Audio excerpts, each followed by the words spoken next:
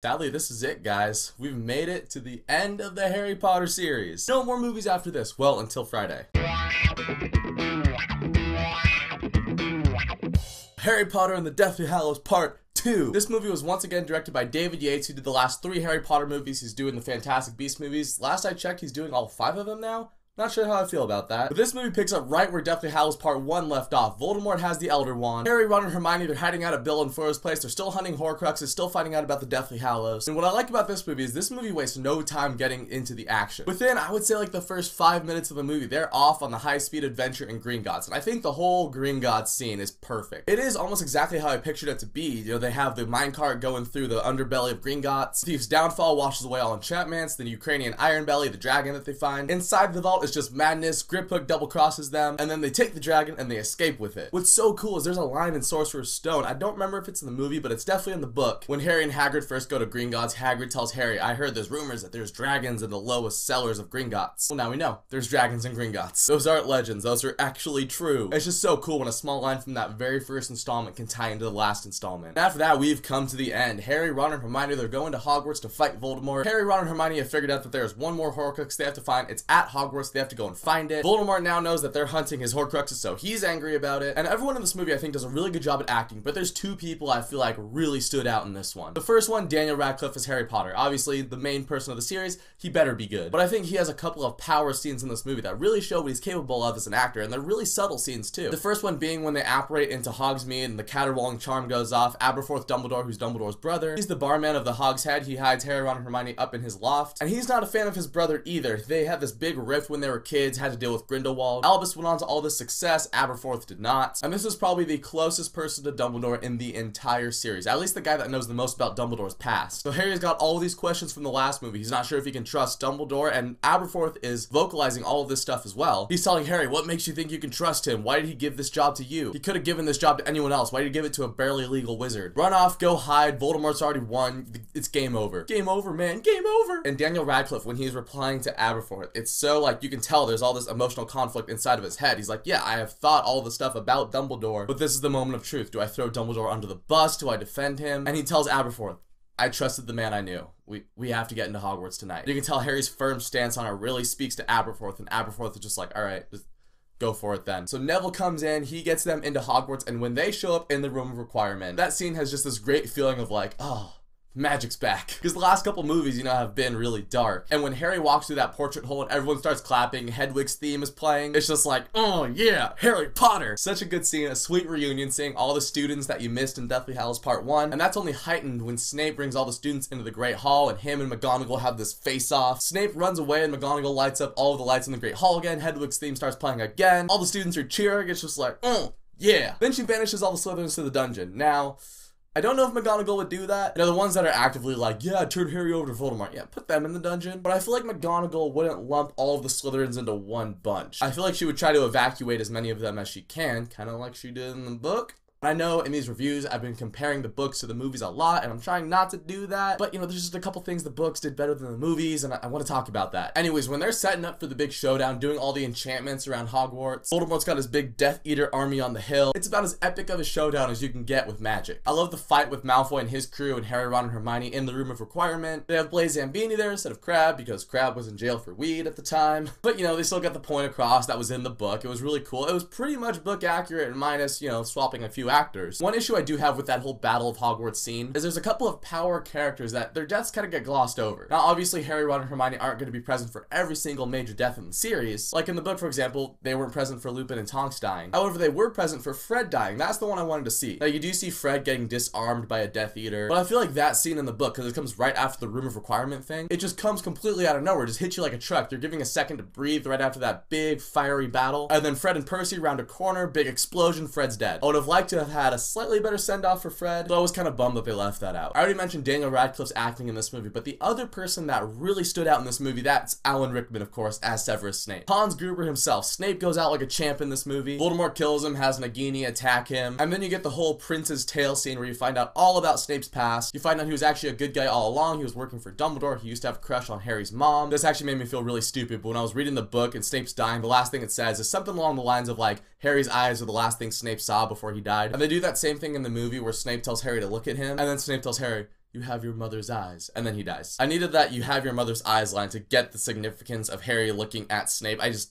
Oh man, I felt like an idiot after that. Like, it's a really on-the-nose line, but I can give it a pass because I needed it. However, I'm gonna say this right here, right now. Get ready to hate me. I know Snape is a fan favorite character and everything, and yes, Snape was working for Dumbledore that entire time. However, Snape is not the hero everyone says he is. His bullying of Harry, especially when Harry was, 11 years old, it still just boils down to the fact that James picked on him when he was a kid. Now, the whole Prince's Tale scene, that does excuse a lot of the stuff Snape did. It doesn't excuse all of it, though. I think, yeah, that Snape risked his life for the greater good. I think a lot of good came out of Snape's sacrifice, and ultimately the war probably would not have been won without Snape. But you know the scene when it's revealed that Snape cast the silver doe that Harry saw in the forest, and that ends up being Lily's Patronus also. Snape says he always loved her. Okay, dude, she never actually reciprocated your feelings. Cut your losses. Go chase after Bellatrix.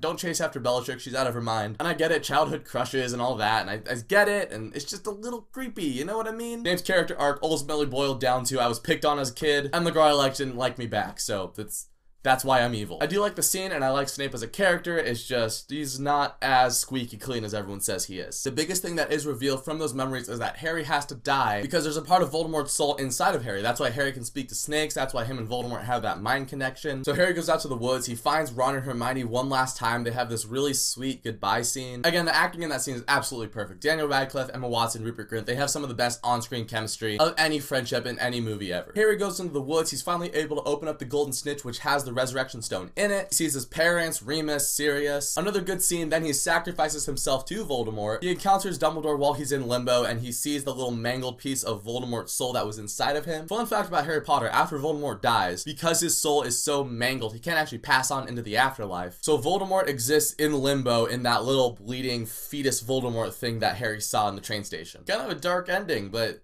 he's a dark wizard. They share a nice chat. In the books, Harry confronts Dumbledore about the whole thing with his past. Dumbledore tells Harry about the Horcruxes, and basically it's a nice clean slate. Harry's finally able to express all the questions he had to Dumbledore. So yeah, good scene. Then after that, Harry comes back. He fakes being dead until they get back to the castle. Neville gives a sweet speech, rips out the sword of Gryffindor like, it's not over! Harry leaps down out of Hagrid's arms, and what I love about that scene is you can hear everybody gasping behind him. I remember when I saw this in theaters, this was actually the first midnight showing I ever went to, so when I saw this in theaters and Harry leapt down, everyone in the theater started clapping and cheering. They were like, yeah, Harry Potter! And while obviously I don't have a huge theater of people when I'm watching this at my house, you still have that kind of excitement and that intensity, kind of like a sporting event feel to it. A big fight ensues. Molly kills Bellatrix, and Neville gets to kill Nagini the snake with Godric Gryffindor's sword. Neville's character arc finally comes full circle. It's so cool to see him fully living up to his Gryffindor name. Ever since Sorcerer's Stone, when Dumbledore gives Neville those points for standing up to his friends, you can tell Neville has greatness in him, and it's just so cool seeing him be so integral to the downfall of Voldemort. Harry defeats Voldemort because he's actually the true master of the Elder Wand, because Draco is actually the one that disarmed Dumbledore. It wasn't Snape, so Draco was the master of the Elder Wand, and then Harry, having disarmed Draco, now Harry's the master of the Elder Wand. That's my quick 5-second summary of it. Obviously there's a little more to it. And seeing everybody in the Great Hall, there's just this big sense of relief. You're seeing this big cast of characters you've got to know for 8 movies. And then Harry, Ron, and Hermione, they share a nice scene out on the bridge in which Harry explains it all. He says, the wand never actually belonged to Snape, it belonged to Draco, and now I have it. And then what does Harry do? Well, of course, the only logical thing he could do, he breaks the wand and throws it over the bridge.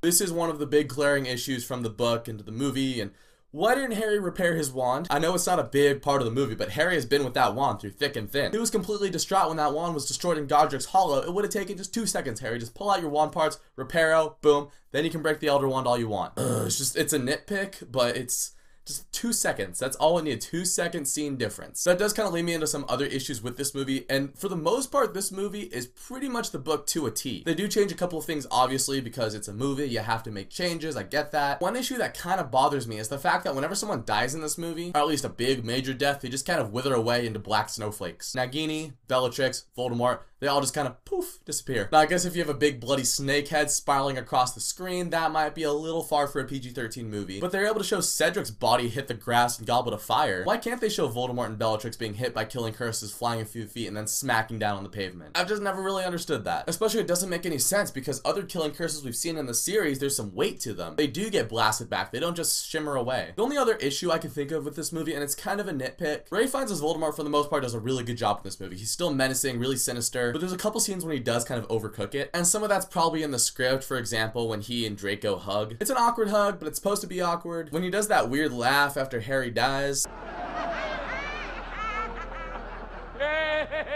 Some of the faces he makes when him and Harry are flying around, and the face he makes when he like vaporizes, I just found at times him to be a little over the top. But that's a nitpick because overall he's still really good in this movie. And I'm telling you, the end of this movie, it seriously just feels like the closing of a chapter, the closing of a section of life. Harry, Ron, Hermione, Ginny, they're taking their kids to King's Cross. The Leaving Hogwarts song from Sorcerer's Stone starts playing. Harry has a nice talk with his kid Albus about whether the Sorting Hat's gonna put him in Slytherin. Harry tells him, you know, you're named after 2 headmasters of Hogwarts. One of them was in Slytherin. He's one of the bravest guys I ever knew. Again, I don't know if Harry should have named his kid after Snape, but that's just kind of my own thing. Snape was really brave, don't get me wrong. But it's just so cool to see Harry be like, you know, it doesn't matter what house you're in. It doesn't matter where you've been in your past. What matters is what you do with the life that's given to you. That's the message I got from that scene. It ends on such a happy, hopeful moment, seeing all these new kids going to Hogwarts and seeing Harry, Ron, Hermione, and Ginny all saying goodbye to their kids. It's a sad scene, and when I was watching that in the theater, that was the moment when I realized Harry Potter is over. There's no more. There's no books. There's no movies. Little did I know 2016 would roll around, and now we have a new book and a new movie. But at the time, I was just like,